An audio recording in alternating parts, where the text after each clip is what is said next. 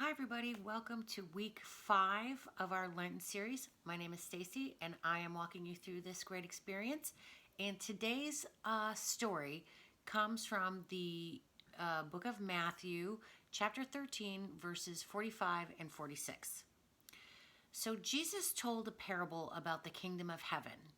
The kingdom of heaven is like a wealthy merchant who sets off to buy pearls, Jesus said.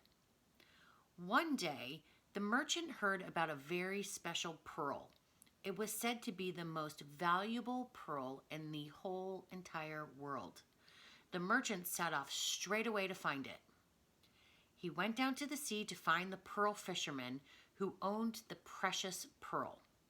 It was certainly the most beautiful pearl he had ever seen, and the merchant wanted to buy it.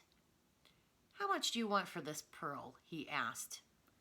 The pearl fisherman knew it was the best pearl in the whole wide world and asked a very high price for it. "Give me 3 days to find the money," the man said. The rich merchant loved that pearl so much that he returned home and sold everything he had, even his best clothes, and took all the money to buy the precious pearl. The merchant sacrificed everything he had until at last he owned the one thing that was the most precious to him in the whole world, the special pearl. You know, when someone gets really excited about something, a lot of times that person will drop everything that they have going on in order to focus on that one thing that has become really exciting to them. And people will even make sacrifices just so that they can be a part of wonderful good things. Remember when Jesus called on his disciples? Many of his disciples were fishermen, but when Jesus called to them, they dropped their nets and they began a new life with Jesus. This kind of thing still happens today. For some examples, we have during the civil rights movement back in the 1960s, a group of people became very passionate and angry about the unfair racism in the southern states. And so what they did is they dropped everything that they were doing and they left all their plans behind and rode buses together to fight for justice. And this group of people were called the Freedom Riders. And they weren't the only ones who were doing this kind of thing. There have been movements like this all over the world for all kinds of different reasons, usually fighting for righting a wrong or a different kind of justice for a certain group of people.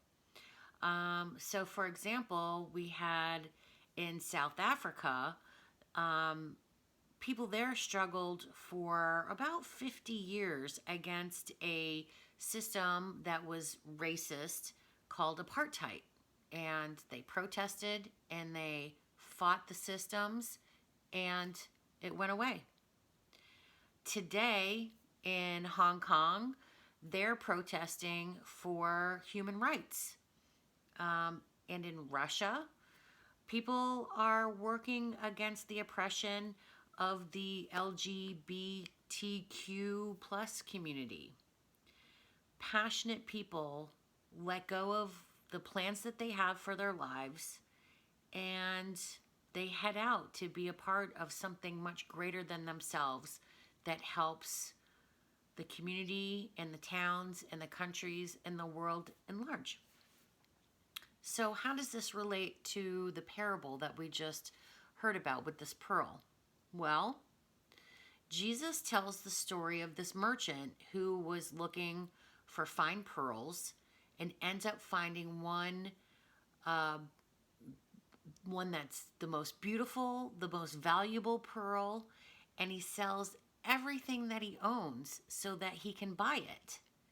Now, after he does this, he doesn't have anything except for this pearl. So what's he going to do? He's not even a merchant anymore. He just becomes this guy with a big, beautiful pearl. What comes next? Sometimes the kingdom of heaven feels like this kind of roller coaster adventure.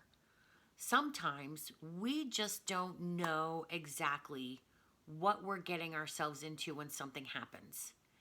But we know that the mysterious adventure surrounding this thing, this excitement, this passionate moment is truly worth trading in our treasures.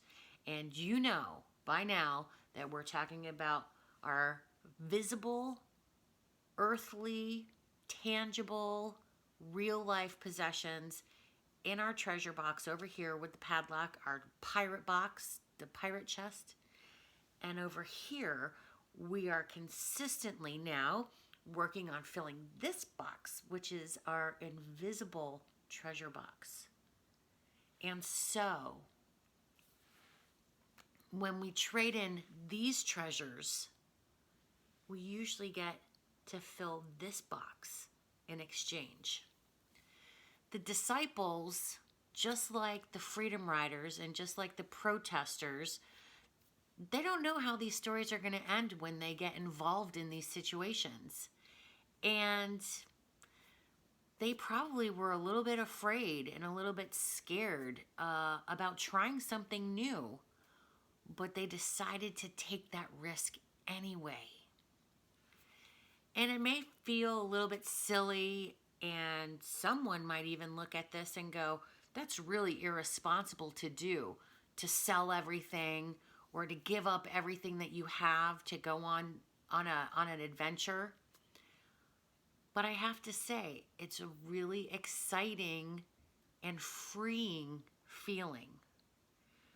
When we decide to build a life on these invisible treasures, we don't have to stress about our old treasures.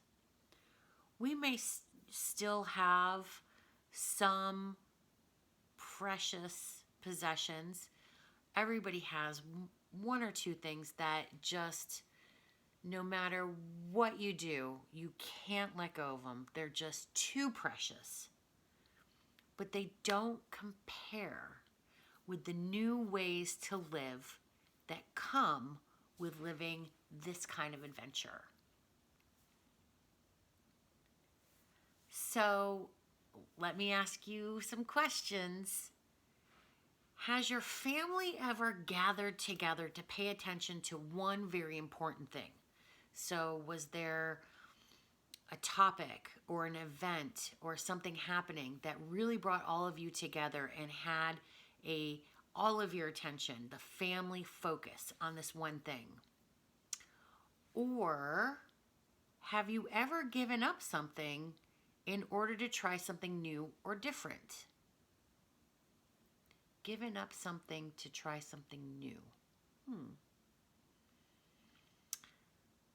Who else left behind a life or treasures in order to live a different kind of life? Can you think of anyone else who made a difference by giving up their treasures? So, do we have anyone in our culture who gave up what they had in order to make a bigger difference? And asking this question, the first person that came to my mind was Gandhi. He gave up all of his worldly pleasures and possessions and was fighting for causes in India. And this is a good question.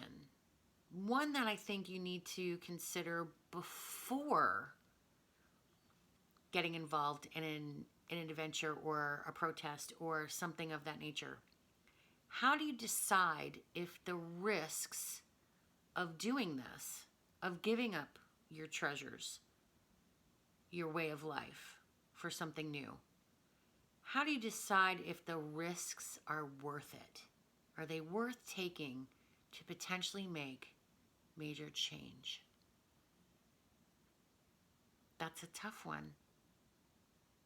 And I think a lot of people who have done this, these people that we've seen these pictures of, they decided the risks were totally worth taking.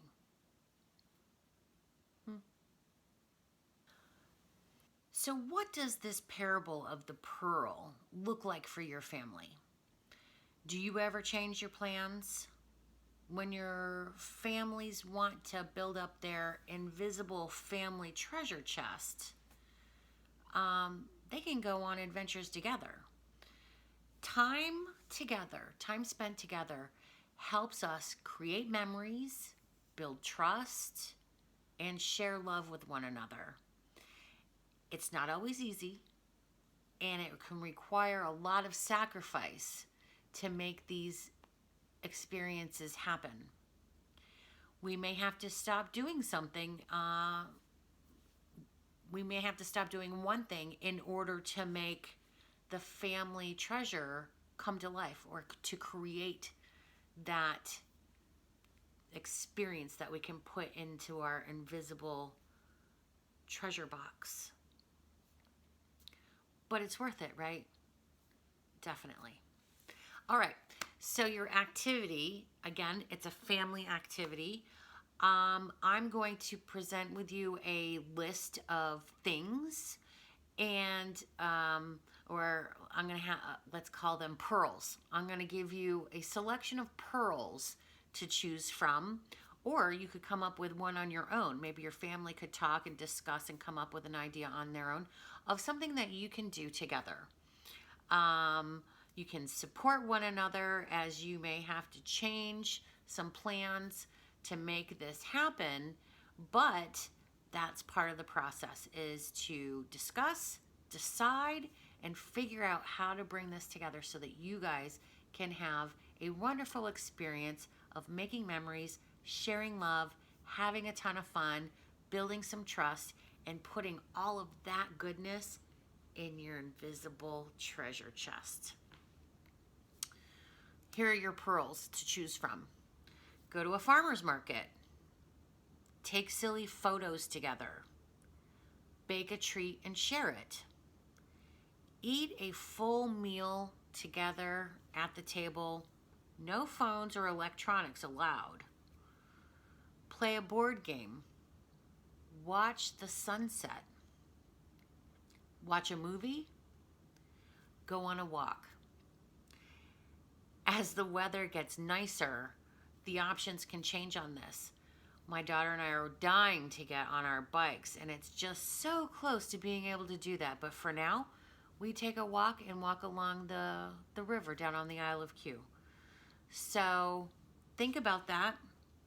Decide, talk, think about what you can do as a family to create those memories and put those invisible treasures in your treasure chest. Okay?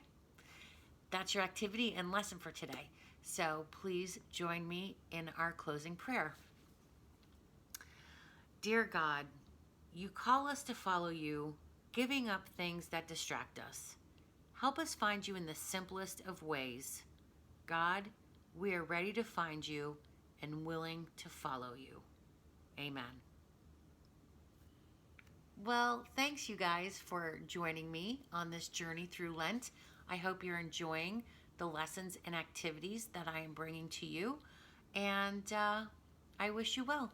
Have a great week, and I'll see you soon. Take care. Bye-bye.